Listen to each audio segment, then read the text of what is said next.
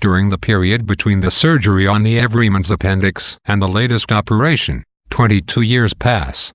In that time he is healthy and secure. He remembers the promise he had made to himself working in Martha's Vineyard of refraining from worrying about death until he was 75. Summary. Section 6. The Everyman first notices he is ill again while swimming at the City Athletic Club one August evening in 1989. He had driven down from New Jersey the day after seeing his father in the hospital, and at first he thinks the illness is an effect of seeing how much his father has deteriorated.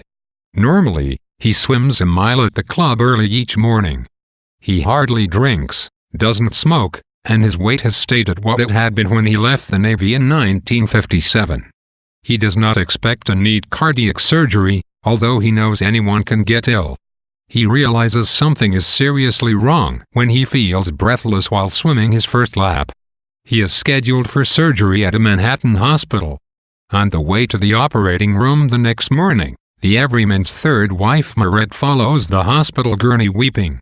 The Everyman takes it to mean that she is worried about what would happen to her if he did not survive, and he provides some words of comfort. The Everyman's operation lasts 7 hours. He is left with 2 long wounds, one in his chest, the other in his leg, where the surgeons took a vein from the leg to repair his heart.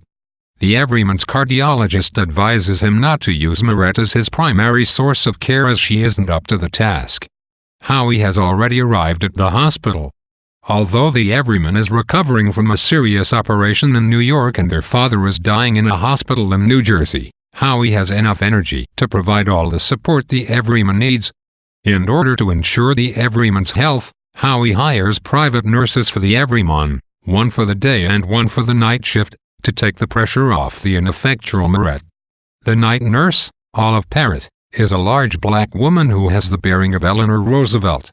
At night, Olive tells the Everyman stories about her life as a child on the avocado farm in her lovely and soothing West Indian accented voice, which reminds the Everyman of the way his mother talked to him at his hernia operation. He is very happy to be alive, having had a narrow miss with a massive heart attack. The day nurse, Maureen, is a buxom, bluntly spoken redhead from a Bronx-based Irish Slavic family. Marette resents the 2 nurses and the idea that she cannot cope on her own. She and Maureen have a particularly difficult relationship, as Maureen is openly disdainful of her.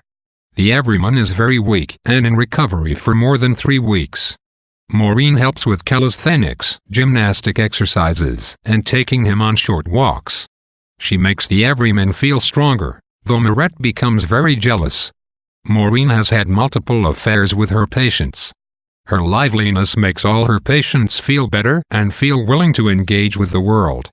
Maureen drives the Everyman to New Jersey when his father dies, since he is not able to do so yet. Howie makes the funeral arrangements. Their father had become more religious, and after he retired and lost his wife, he had started to visit the synagogue at least one a day. His funeral is conducted in Hebrew, which the Everyman cannot understand, as he stopped being religious as a teenager. He dislikes religion and finds it childish.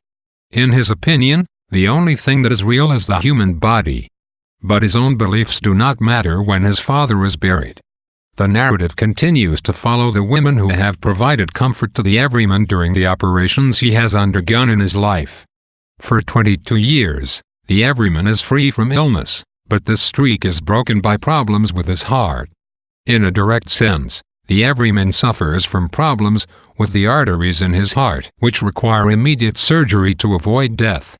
But these problems can also be read as a parallel with the metaphorical problems of the heart, that is, the emotional issues that the Everyman brings upon himself.